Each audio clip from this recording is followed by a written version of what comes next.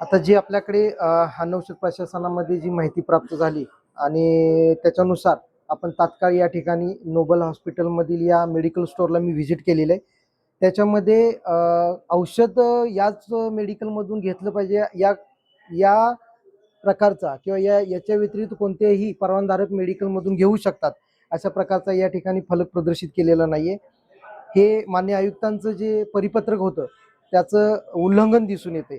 त्यासोबत या ठिकाणी असं दिसून येते की आपले या हॉस्पिटलच्या पहिल्या मजल्यावरून प्रिस्क्रिप्शन डायरेक्ट या मेडिकलमधील त्यांच्या कम्प्युटरवरती डिस्प्ले होत आहेत आणि त्यानुसार हे औषधं पेशंटना फक्त या ठिकाणी औषधाचे बिल भरण्यासंदर्भात पाठवत आहेत.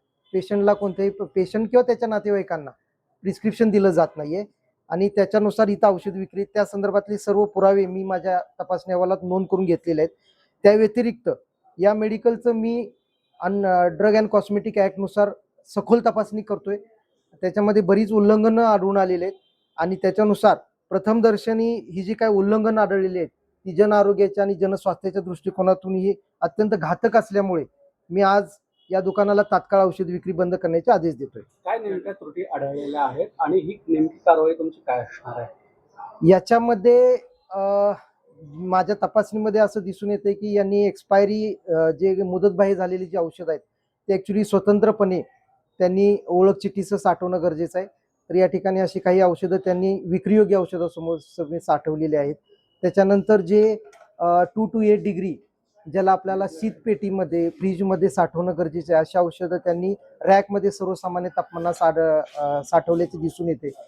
मान्य आयुक्तांच्या परिपत्रकाचं तर उल्लंघन आहेच, त्यासोबत असे काही गंभीर मुद्द्यांचं उल्लंघन दिसून येते. त्याच्यामुळे आपण त्याच्यावरती तात्काळ कारवाई करतो. एक व्हिडिओ व्हायरल झालेला आहे, त्या व्हिडिओला अनुसरून वरिष्ठांकडून काय आदेश आलेले आहेत का? हा, तसेच वरिष्ठांकडून आदेश आज सकाळी प्राप्त झाले. त्यानुसार तात्काळ या दुकानाला तपासणीसाठी आपण व्हिजिट केलेलं आहे आणि त्या अनुषंगाने आपण त्यांची सखोल तपासणी करून त्या अनुषंगाने त्याच्यावरती आपण तात्काळ कारवाई करतोय. डॉक्टरांनी सर्व आरोप जे आहेत ते फेटाळून लावले. ज्यांचं हे हॉस्पिटल आहे, जे मेडिकल आहे, त्यांनी सर्व आरोप फेटाळले. आता तुम्ही कारवाई करताना प्रत्यक्ष माझ्या तपासणीमध्ये बरेच काही औषधाचे जे काही नियम आहेत आपल्या ड्रग अँड कॉस्मेटिक ॲक्टमध्ये त्याचं गंभीर उल्लंघन आढळून आलेले.